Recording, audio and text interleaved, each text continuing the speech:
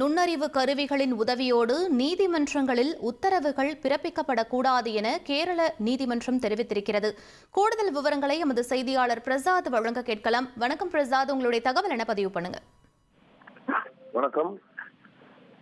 Artificial intelligence எனப்படுகின்ற செயற்கை நுண்ணறிவு கருவிகளை பயன்படுத்துவது தொடர்பாக கேரள உயர்நீதிமன்றத்தின் நீதித்துறை அலுவலர்கள் மற்றும் ஏனைய நீதிமன்றத்தினுடைய நீதிபதிகள் உள்ளிட்டோருக்கு சில வழிகாட்டுதல்களை வழங்கியுள்ளது.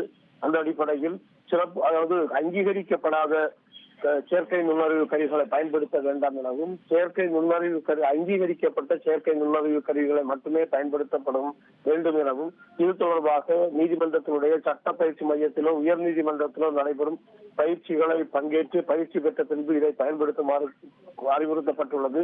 மேலும் இந்த சாட் ஜிபிடி போன்ற கிளவுட் அடிப்படையிலான ஏஐ கருவிகளை பயன்படுத்த வேண்டாம் எனவும் அறிவுறுத்தியுள்ளது.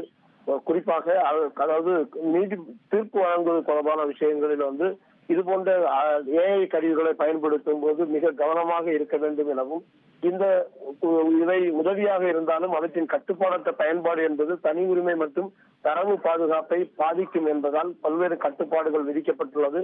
இந்த கட்டுப்பாட்டுகளை நீதித்துறை அலுவலர்களும் நீதிபதிகளும் மீறினால் அவர்கள் மீது நடவடிக்கை எடுக்கப்படும் எனவும் வழிகாட்டுதல் அளிக்கப்பட்டுள்ளது. விவரங்களுக்கு நன்றி பிரசாத். ட்ரெண்ட ஃப்ரெண்ட் ஆக்கிக்கோங்க. தந்தி டிவியின் சப்ஸ்கிரைபர்ஸ் அண்ட் ஃபாலோவர்ஸ் குடும்பத்துல நீங்களும் இணையுங்க.